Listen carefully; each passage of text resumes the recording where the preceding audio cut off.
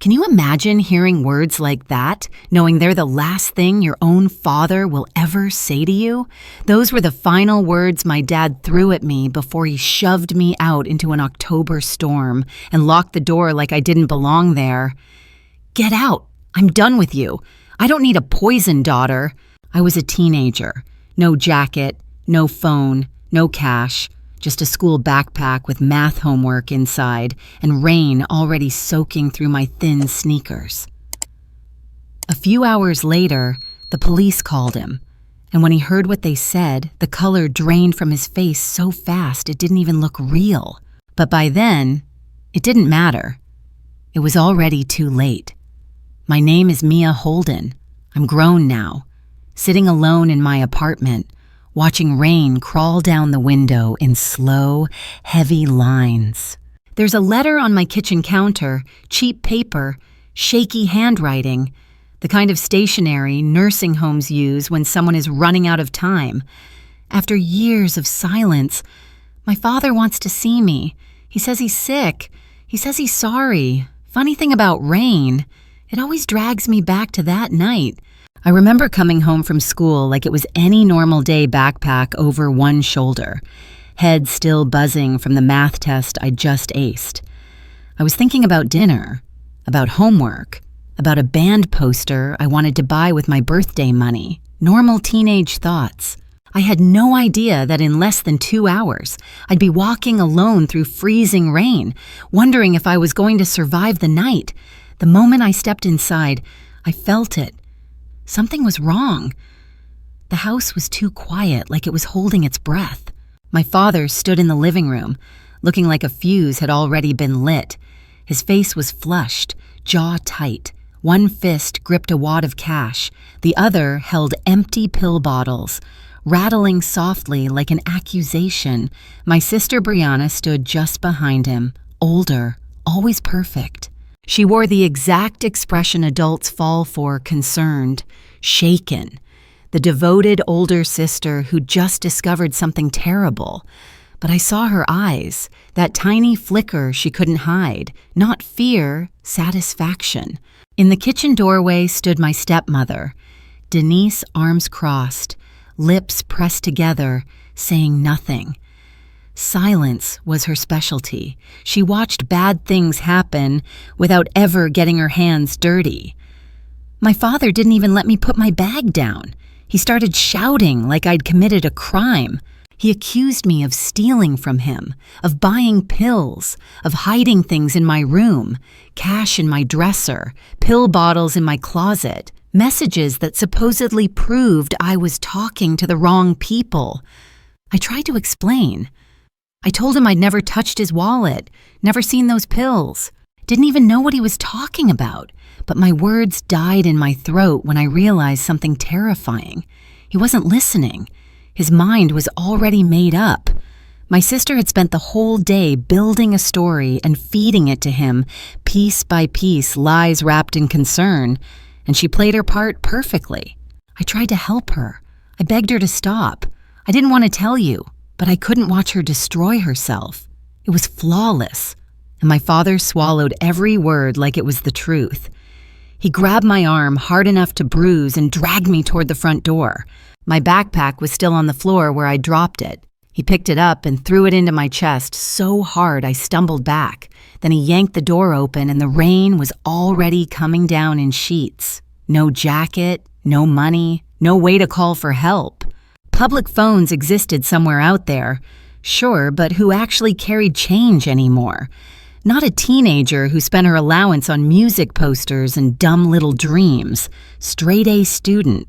Zero survival skills. So I started walking. I didn't stop to plan. I didn't weigh options. My body just moved on instinct toward the only place that had ever felt safe. My grandmother's house, my mother's mother, the one person who always looked at me like I mattered, even when everyone else didn't. The distance didn't sound that bad in theory, but walking through cold rain in thin sneakers, with no coat and numb hands, it might as well have been across the country. The road stretched ahead of me, black and slick with rain, Cars rushed past, spraying water, never slowing down. I wasn't a girl to them. I was just a shape on the side of the road, something easier not to notice.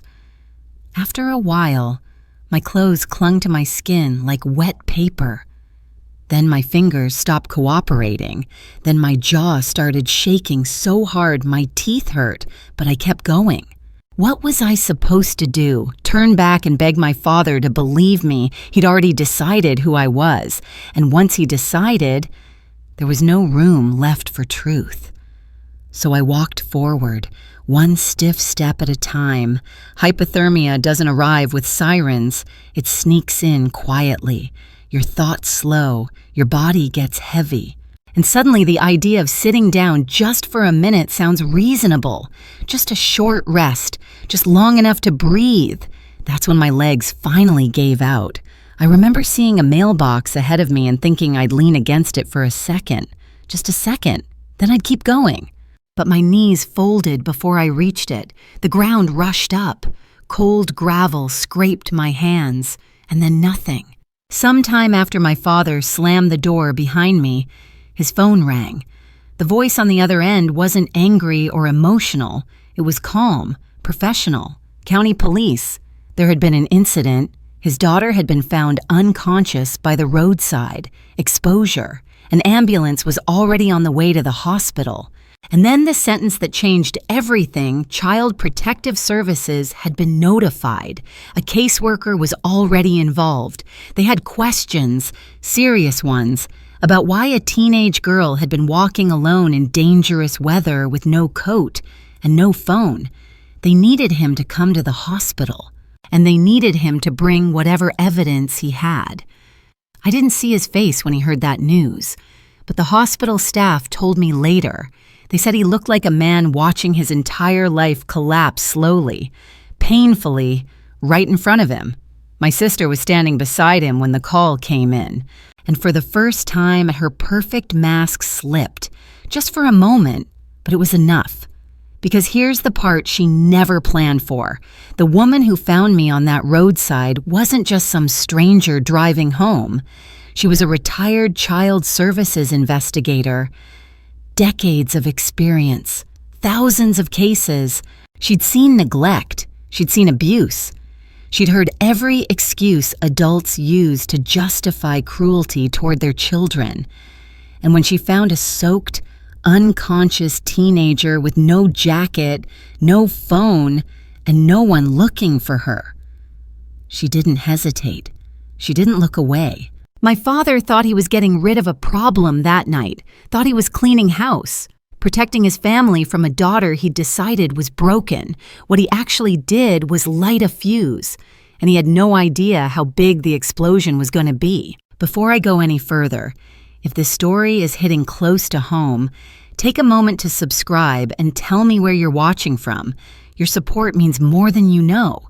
Because to understand why my sister did what she did, you have to understand what happened long before that night.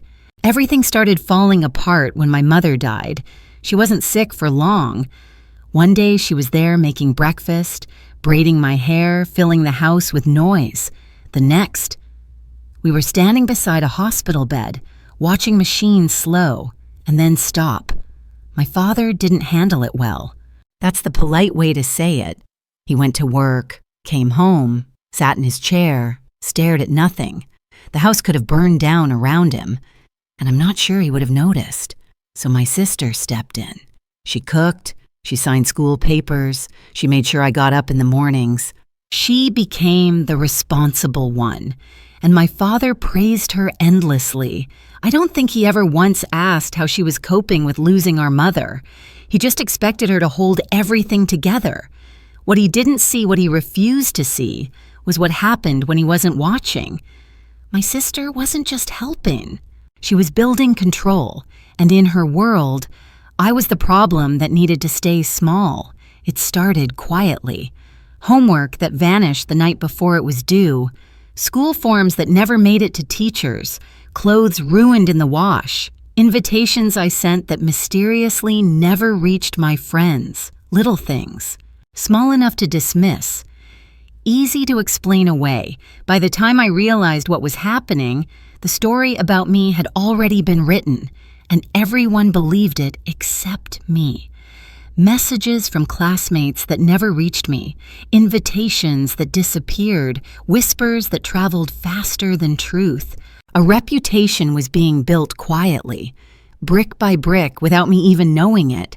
My sister would visit my teachers wearing that same sad, concerned expression. She'd tell them I was struggling after our mother's death, that I was acting out at home, that they should be patient with me because I was having such a hard time. She painted the portrait of a damaged child, and everyone believed it. Why wouldn't they? She was calm, polite, responsible, the kind of student adults trust instinctively.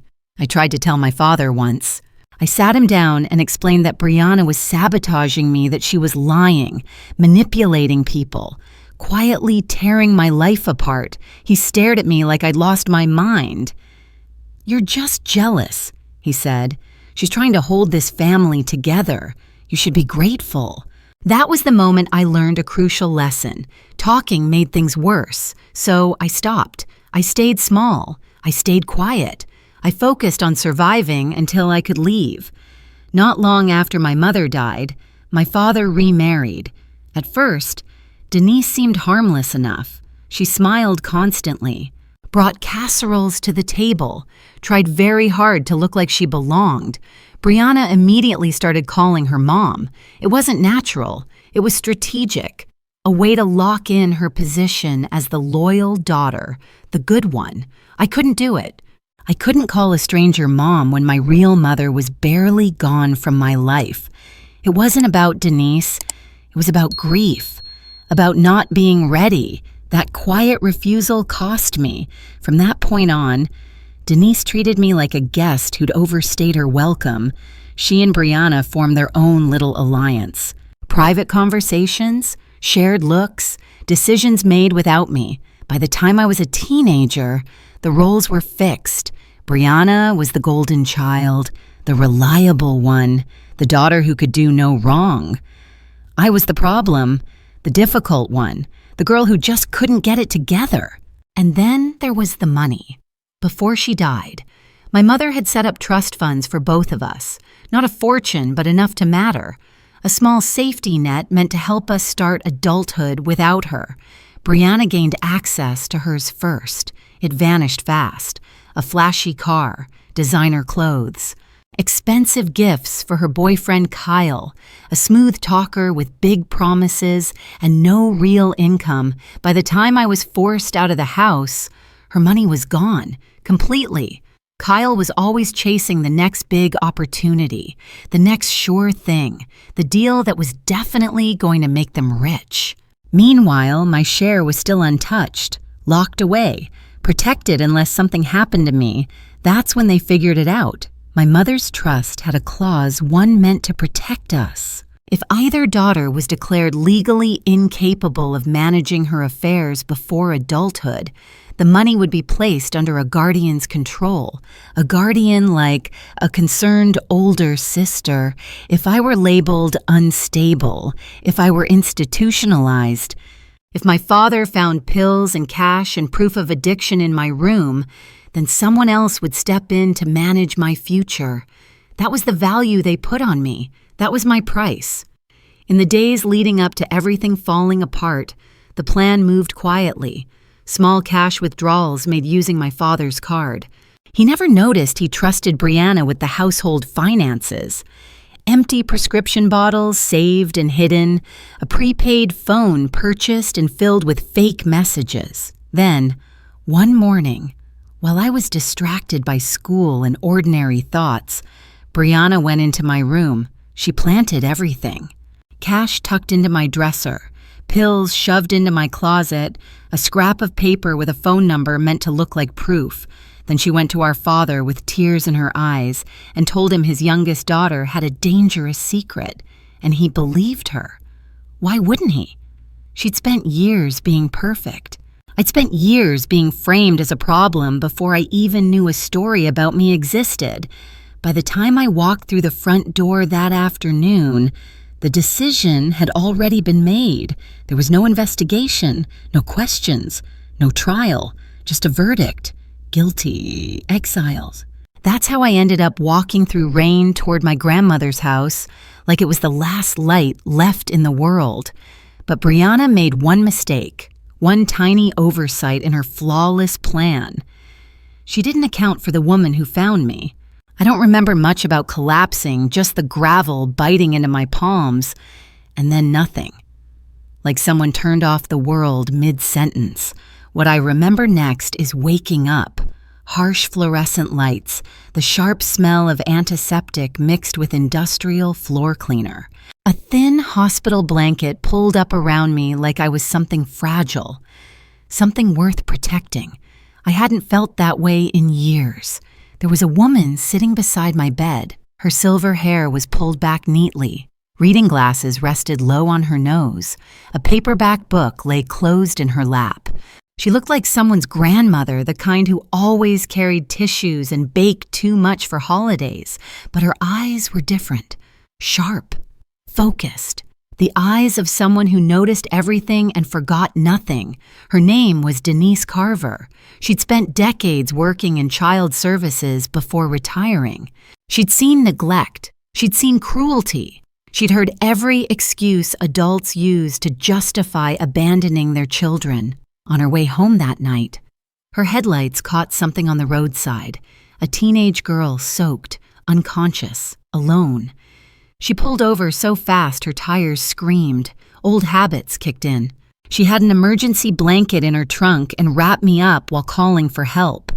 She stayed until the ambulance arrived. She followed it to the hospital.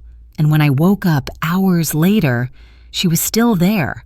That woman didn't just save my life by finding me before the cold finished its work. She saved it because she was exactly the right person at exactly the right moment. She handed me a cup of coffee when my eyes finally opened. Hospital cafeteria coffee, the kind that tastes like regret. "This is awful," she said calmly, "but it's warm." I laughed, actually laughed. And for the first time in what felt like forever, she smiled back. Not pity, recognition. "There you are," she said gently. "Now tell me why a girl your age was walking alone in a storm with no coat and no phone." So I told her. Everything. The accusations. The planted evidence. The years of Brianna quietly dismantling my life. I told her things I'd never said out loud because no one had ever truly listened before. She didn't interrupt, didn't question, didn't doubt. When I finished, she sat quietly for a moment. Then she said, "I believe you, and I'm going to help you prove it." Those words changed everything. While I'd been unconscious, the hospital had contacted the police. A minor had been found in a dangerous situation. They tried to reach my next of kin. That meant calling my father. I would have paid to see his face when the call came in. The message was simple. His daughter had been found unconscious by the roadside. Exposure. Hospitalized. And then the line that turned his world upside down. Child Protective Services had been notified. A caseworker was already involved. They needed him to come in, and they wanted whatever evidence he had. By the time my father and Brianna arrived, I was awake sitting upright in the hospital bed. Denise Carver was still beside me, so was a CPS caseworker, and a uniformed police officer. Not exactly the reunion my father expected. He didn't look guilty, at least not yet, just irritated, confused. Like this was all an inconvenience interrupting his evening. Brianna stood behind him, and for the first time in my life, she looked nervous. The confident smirk she'd worn earlier was gone. They expected to find a scared girl ready to apologize, ready to confess, ready to beg to come home. Instead, they walked into a room full of professionals asking hard questions. Why was a minor wandering alone in dangerous weather? Why did she have no phone, no coat? The power had shifted. Brianna tried to stick to her script. Concerned older sister, troubled younger sibling. We just want what's best for her. But the CPS worker wasn't buying it. Years of experience had sharpened her instincts, and Brianna was setting off every alarm. Then my grandmother arrived, Evelyn Brooks, small in stature, unbreakable in spirit, absolutely not in the mood for nonsense. She'd never trusted my father, she'd never trusted his new family, and she wasted no time making that clear. She stepped into the room like she owned it, positioned herself between me and my father. That's my granddaughter, she said flatly, and I'd like to know exactly what happened to her.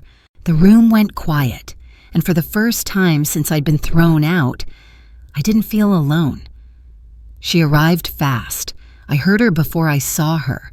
The sharp, deliberate click of sensible heels cutting down the hallway, the sound of someone who wasn't here to ask permission.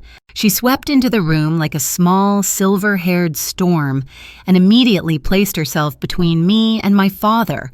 "That's my granddaughter," she said flatly to everyone present. "So what exactly has this idiot done now?" My father tried to explain. He talked about stealing, about pills, about evidence. My grandmother listened for less than a minute before lifting one hand. "I've known you long enough to say this," she said calmly. "You were never brilliant. But this might be the stupidest thing you've ever done." She turned slightly toward him. "You threw a child into a storm based on what items that magically appeared, money that came from nowhere. Did you even ask her what happened?" He opened his mouth, closed it, tried again. She nodded once. "That's what I thought." Here's the thing about my grandmother. She didn't just love me. She fought for me while I lay exhausted and shaking in a hospital bed. She went to war. She demanded emergency custody immediately. She didn't care that it was late. She didn't care who was inconvenienced. She knew people. She made calls. And she didn't take no for an answer. The hospital social worker laid out the facts. A minor expelled into dangerous weather. No investigation. No attempt to verify accusations. Child found unconscious with exposure symptoms. So-called evidence never reviewed by a professional. By the end of that night, everything had changed.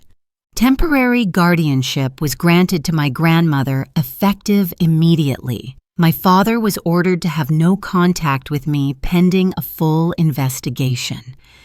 Child Services would interview everyone. Me, Brianna, my father, Denise, and they would take a very close look at the evidence. As we left the hospital, my father tried one last time. He reached toward me, started to speak. My grandmother stepped between us without slowing down. "You don't get to touch her," she said. "You don't get to talk to her. She didn't raise her voice. You had your chance to be her father. You threw it away literally into a storm. We're leaving." She guided me into her old sedan, the one she'd driven for as long as I could remember. She helped me into the seat, wrapped another blanket around me, even though the heater was already blasting. I started crying. "Grandma, I don't even have clothes." "I don't have anything." She squeezed my hand, eyes fierce and kind at the same time. "Sweetheart, you have me, and I have a store credit card. Tomorrow we shop. Tonight you eat soup and sleep in a bed where nobody will ever throw you out." That was the first night of my new life. Her house wasn't fancy. It wasn't big, but it was warm. Safe. Quiet in the good way. She had 3 rules: breakfast at the table, schoolwork before screens, and absolutely no nonsense before her second cup of coffee. For the first time in years, I could breathe. But the story wasn't over, not even close. Not long after, Child Services called my grandmother. "You might want to sit down," the investigator said. "We've been reviewing the material your former guardian provided. The timeline doesn't make sense, and we found footage that tells a very different story. Brianna's perfect plan was starting to crack." The investigator wasn't just checking boxes. She followed threads, tracked patterns, pulled receipts, and the harder she looked, the faster the story unraveled. It started with the cash. Money found in my dresser, supposed proof I'd been stealing. Except the bank records told another story. The amount came from a single withdrawal, made the same day I was thrown out. The ATM footage was clear. The person using the card wasn't me. It was my sister. Standing there in plain view, calm, confident, the first lie had just collapsed, and it wouldn't be the last. Same jacket she'd worn earlier.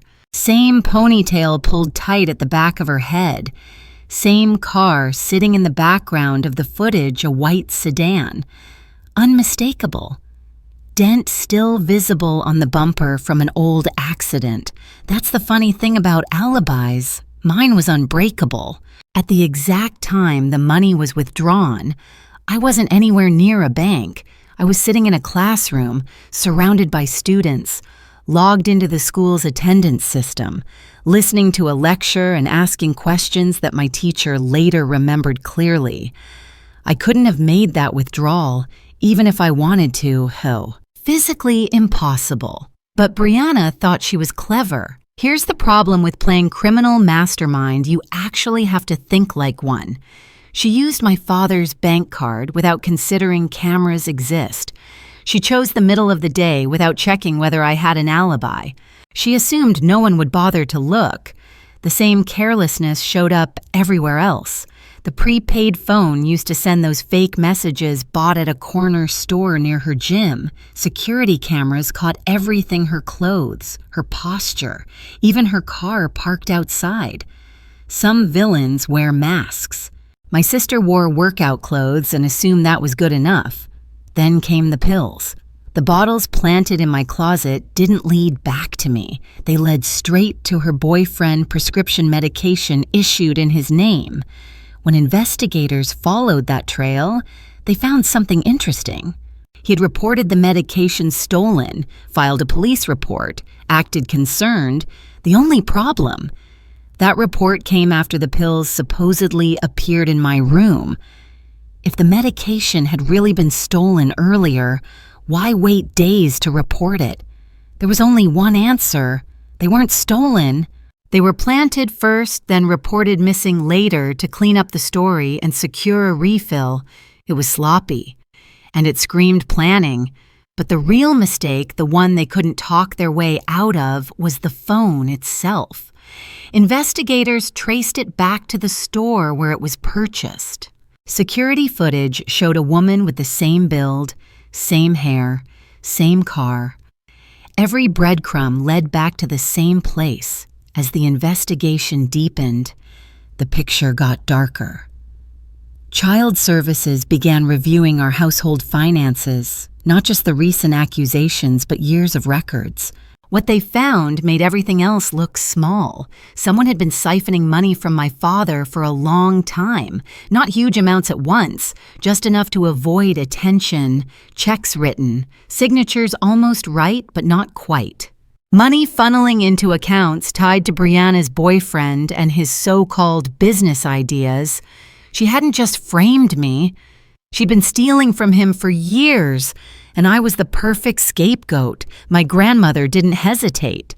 She hired a family attorney. She trusted someone who'd known my mother personally and didn't scare easily. He moved fast. He filed for permanent guardianship, filed civil claims for fraud and emotional harm, and he locked my trust down so tightly that no one could touch it, not now, not later. That year taught me something I've never forgotten. Document everything, every receipt, every message, every promise someone makes when money or power is involved. My grandmother had a folder for every important piece of paper in her life. She called it her insurance. After everything that happened, I started doing the same. I was still a kid when I bought my first filing cabinet. I still have it, still use it. Some habits don't just protect you, they save you. Living with my grandmother felt like learning how to breathe again after years of holding it in. Her house wasn't impressive. 2 bedrooms, 1 bathroom, a kitchen that always smelled like coffee and something warm in the oven, but it was safe. No whispers, no plotting, no one trying to erase me. She enrolled me in a new school where no one knew my past. I made real friends, people who liked me without a story attached. I started therapy, started untangling years of manipulation I hadn't even realized I'd absorbed. My grandmother didn't have many rules, but one was non-negotiable. Dinner at the table, on time, no chaos allowed until after the meal. She used to say, "The world can fall apart later. First we eat. Honestly, best advice I ever got." Meanwhile, my father's world was quietly coming undone. The investigation put my father's entire household under a microscope. He was questioned again and again. Each interview left him looking smaller, more confused, more exhausted than the last. How had he missed so much? How had he been so blind the cracks at home started showing fast? Denise moved into the guest room. Conversations between them became short, sharp, and brittle, loaded with accusations neither of them wanted to say out loud. And Brianna, she wasn't remorseful, not even close. She was furious. Furious that her plan had failed. Furious that people were questioning her. Furious that the crown she'd worn for years was slipping. Nothing was ever her fault. The investigator was biased. The bank footage was misleading. The prescription records were a misunderstanding. She denied everything loudly, repeatedly, but denial doesn't survive documentation. The attorney my grandmother hired worked methodically: bank statements, surveillance footage, pharmacy records, receipts for the prepaid phone. He gathered statements from the woman who found me, from teachers who remembered me clearly, from neighbors who'd noticed Brianna's car coming and going at strange hours. Even former friends came forward. Turns out Brianna had left a trail of burned bridges behind her. People were more than willing to talk about her lies, her manipulation, her quiet cruelty. Then something unexpected happened. Her boyfriend was arrested out of state. Federal agents picked him up for running the same investment scam in multiple places, money taken from people who trusted him with their savings. He was facing serious time, and the very next day, his lawyer called prosecutors. He was ready to cooperate, ready to tell the truth about everything, including Brianna. The walls closed in fast. He wasn't loyal. The moment a reduced sentence was offered, he started talking. His statement was long, detailed, devastating. He confirmed that the plan to frame me had been Brianna's idea from the start. She'd been siphoning money from our father for years, quietly funneling it into her boyfriend's schemes. When it became harder to hide, she needed a distraction, a scapegoat. That scapegoat was me. She knew exactly why I was the perfect target, the younger sister, the difficult one. The girl everyone already doubted. She told him that if I were declared unstable, everything would fall into place. Someone else to blame, control over my future, access to my money. That was the plan. He wrote it all down, the planning conversations, the pill bottles he provided, the burner phone she bought, the morning she planted everything in my room. He even included their messages, proof this wasn't impulsive. It was calculated, cold, premeditated.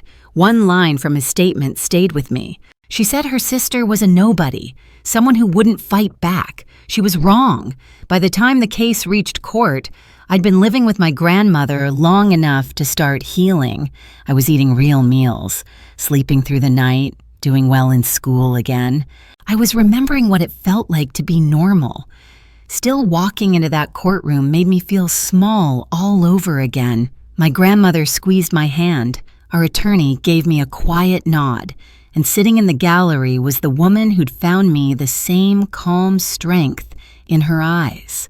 What was supposed to be a simple hearing turned into something else entirely. With the confession and the mountain of evidence, this wasn't just about guardianship anymore. Criminal charges were on the table. Brianna sat on the other side of the room with a public defender she barely knew. She looked different, smaller, paler.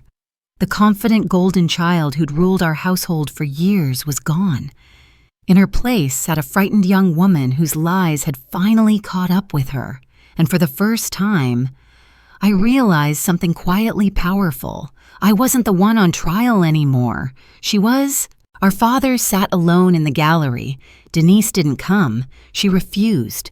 He looked older than I remembered, like the weight of the last few months had aged him years instead of weeks. The evidence came out one piece at a time, slow, methodical, unforgiving. Footage from the bank showing my sister using the card. School records proving I was seated in a classroom at the exact same moment. Pharmacy documents revealing a conveniently delayed report of stolen medication. Store surveillance showing the purchase of the prepaid phone. Financial records exposing years of forged checks and missing money. And finally, the confession. Read aloud, line by line, impossible to explain away. When my sister took the stand, she tried to hold on to her story, tried to look confused, concerned, deeply worried about her troubled younger sibling. It didn't work. The prosecutor held up a photograph. "Is this you?" The image was clear, unmistakable. She swallowed. "I was just getting cash for household expenses." Household expenses. The prosecutor paused, then continued calmly. "And you withdrew that exact amount only hours before accusing your sister of stealing the same sum. You never mentioned this to your father. Why silence?" Then came the distance. The ATM was miles away from my school, a school where attendance logs showed I never left class. How? The prosecutor asked. Could she have done both? No answer. Her attorney objected, but facts don't respond to objections. Then they called my stepmother. She looked like she wanted the floor to open and swallow her. She'd survived for years by staying quiet, neutral, invisible. That didn't work under oath. She was asked about that morning, whether she'd noticed anything unusual. Her voice barely carried. She admitted my sister had gone into my room under a small excuse and that she'd come out empty-handed. Then she was asked one more question. Had she overheard anything in the days before she closed her eyes? And said she'd heard my sister on the phone with her boyfriend, laughing, saying, "Everything's ready." The courtroom froze.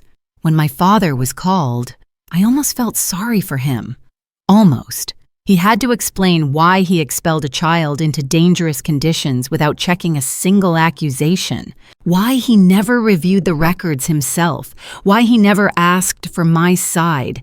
His voice cracked when he said he trusted her, that she was his first child, the responsible one. He couldn't finish the sentence. The judge listened without interruption. Then she spoke. Her voice was steady, sharp. "Trust does not excuse negligence," she said. "You expelled a minor based on unverified claims. You failed to investigate. You chose convenience over responsibility." The room was silent. She continued, "Your older daughter carried out a calculated effort to destroy her sister's life. She stole. She lied. She manipulated.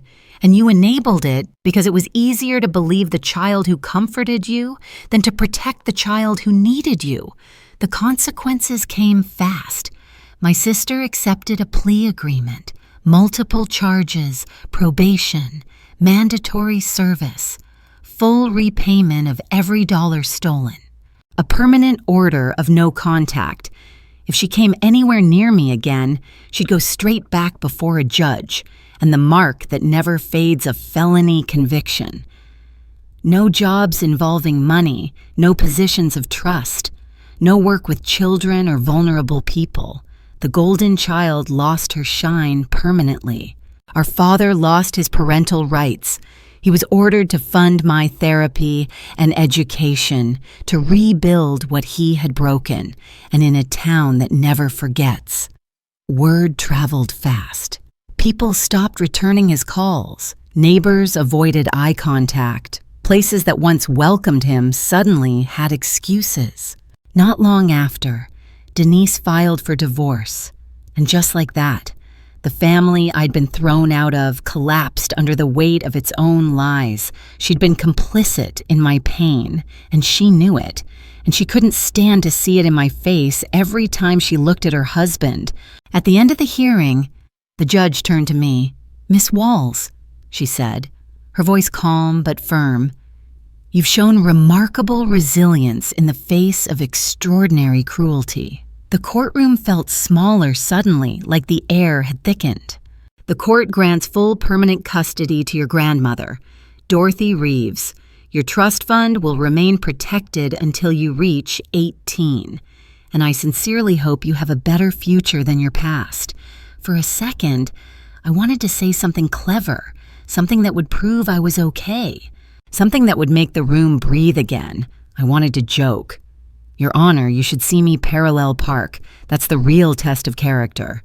But the moment was too heavy for humor, so I just said, quietly, "Thank you." When we walked out of the courthouse, my father tried one last time to reach me. "Sweetheart," he started, stepping closer. I'm so Grandma Dorothy moved like a wall sliding into place, smooth, certain, unstoppable. Her voice was ice. You don't get to call her that anymore. My father froze. "You lost that right when you threw her into a storm, and we kept walking. I didn't look back." The sun was shining that day. March can go either way, where we lived gray and bitter, or bright and almost forgiving. That afternoon was warm. The light felt unreal on my skin, like it didn't belong to the same world as the night I'd nearly disappeared on a roadside. But it was real. I had a grandmother who loved me, a lawyer who fought like my life depended on it because it did, a caseworker who didn't shrug and move on, and a retired CPS supervisor who looked me in the eye and believed me when no one else did. And for the first time in a long time, I had a future. But some stories don't end with the courtroom. Some stories wait, quietly, patiently. And then when you least expect it, they knock on your door one more time, 13 years later. A letter arrived, October 2024. I was 28 by then, and my life looked nothing like the girl I'd been at 15, walking through rain with nothing but a backpack and soaked sneakers. I lived in Boston, a beautiful apartment with a view of the harbor, morning light that poured in through big windows, a place that felt like mine, because I chose it. I earned it. I was a marketing director at a tech company. Good salary, good benefits, good people. I'd started as an intern and climbed my way up, and every promotion felt like another mile between me and that front door slamming shut. And I was engaged. His name was Colin. He was a pediatric nurse, which tells you pretty much everything you need to know about his heart. We met at a charity event 2 years earlier. I was there because it was part of my job. He was there because he actually cared. He spilled red wine on my dress, apologized for 10 minutes straight, and then made me laugh so hard I forgot to be annoyed. We were getting married in the spring. Life was good. Life was really, genuinely, unbelievably good. And then the letter arrived. It didn't come to my apartment.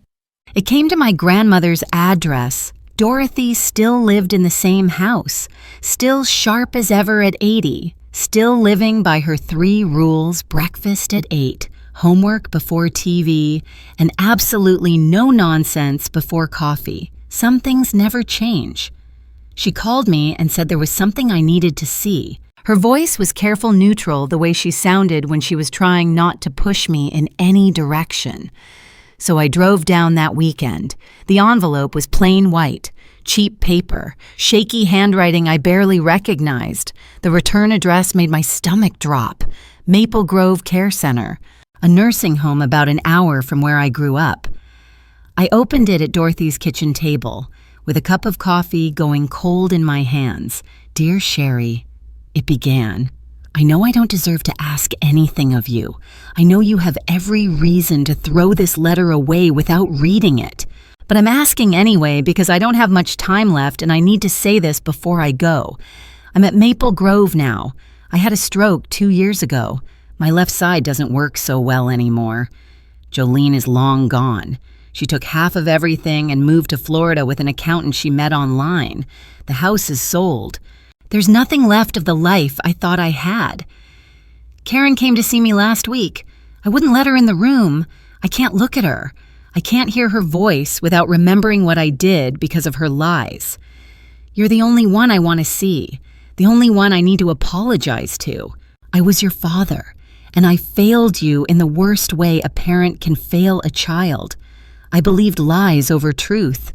I chose comfort over justice.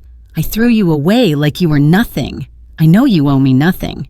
But if you can find it in your heart to come just once, I'd like to tell you I'm sorry in person before it's too late.